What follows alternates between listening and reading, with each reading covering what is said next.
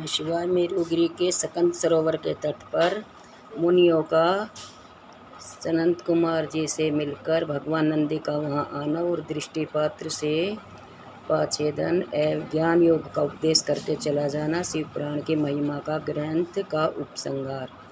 श्री सूत जी कहते हैं, महामेरु पर्वत पर सागर के समान एक विशाल सरोवर है जिसका नाम सकंद सर है। उसका जल अमृत के समान स्वादिष्ट, शीतल, स्वच्छ, अगाध और हल्का है।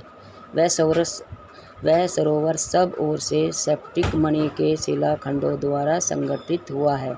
उसके चारों ओर सभी ऋतुओं में खिलने वाले फूलों भरे हुए वृक्ष उसे आच्छादित करते रहते हैं। उस सरोवर में सेवार, उत्पल, कमल और कुमुद के पुष्प तारों के समान शोभा पाते हैं और तरंगे बादलों के समान उठती रहती है, जिससे जान पड़ता है कि आकाशी भूमि पर उतर आया है। वहाँ सुखपूर्वक उतरने चढ़ने के लिए सुंदर घाट और सीढ़ियाँ हैं।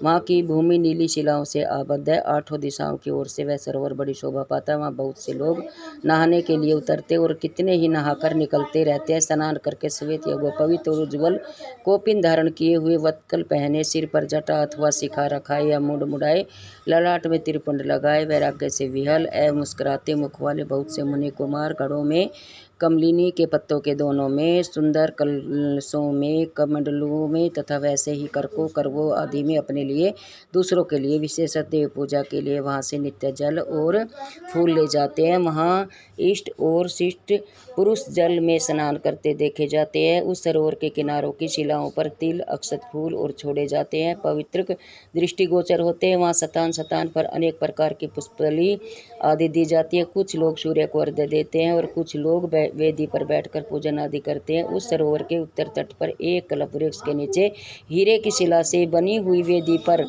कोमल मृगचरम बिछाकर सदा बाल रूपधारी सनत कुमार जी बैठे थे। वे अपनी अविचल समाधि से उसी समय उपरत हुए थे। उस समय बहुत से ऋषि मुनि उनकी सेवा में बैठे थे और योगीश्वर भी उनकी पूजा करते थे। नैमिषारण्य के मुनियों वहाँ सनत कुमार जी का दर्शन किया, उनके चरणों में मस्तक झुकाया और उनके आसपास बैठ गए। संत कुमार जी के पूछने पर उन ऋषियों ने उनसे ज्यों ही अपने आगमन का कारण बताना आरंभ किया, त्यों ही आकाश में द्विबंदिया का तमुल नाद सुनाई दिया। उसी समय सूर्य के समान तेजस्वी एक विमान दृष्टिगोचर हुआ, जो असंख्य गणेश्वरों द्वारा चारों ओर से घिरा हुआ था। उसमें अप्सराएं तथा रुद्र कन्याएं भी थी। वहाँ मृदंग, ढोल और वीणा की ध्वनि गूंज रही थी। उस विमान में विचित्र रत्नजड़ित चंदोवा तना था और मोतियों की लड़ियां उनकी शोभा बढ़ा रही थी। बहुत से मुनि, सिद्ध, गंधर्व, यक्ष, चरण और किन्नर नाचते गाते और बाजा बजाते हुए उस विमान को सब ओर से घेर कर चल रहे थे। उसमें विरस चिन्ह युक्त और मूंगे के डंडे से विभूषित ध्वजा पताका फहरा रही थी, जो उसके गोपुर की शोभा बढ़ाती थी। उस विमान के मध्य भाग में दो चौरों के बीच चंद्रमा के समान उज्ज्वल मणिमय दंड वाले शुद्ध छत्र के नीचे दिव्य सिंहासन पर शिलादपुत्र नंदी देवी सुयसा के साथ बैठे थे। वे अपनी कांति से शरीर के तथा तीनों नेत्रों से बड़ी शोभा पा रहे थे। भगवान शंकर को आवश्यक कार्यों की सूचना देने वाले वे नंदी मानो जगत श्रेष्ठा शिव के अलंघनीय आदेश पर मूर्तिमान स्वरूप होकर वहाँ आए थे, अथवा उनके रूप में मानो साक्षात शंभु का संपूर्ण अनुग्रह ही साकार रूप धारण करके वहाँ सबके सामने उपस्थित हुआ था। शोभाशाली श्रेष्ठ त्रिशूल ही उनका आयुध है। वे विश्वेश्वर गणों के अध्यक्ष हैं और दूसरे विश्वनाथ की भांति शक्तिशाली हैं।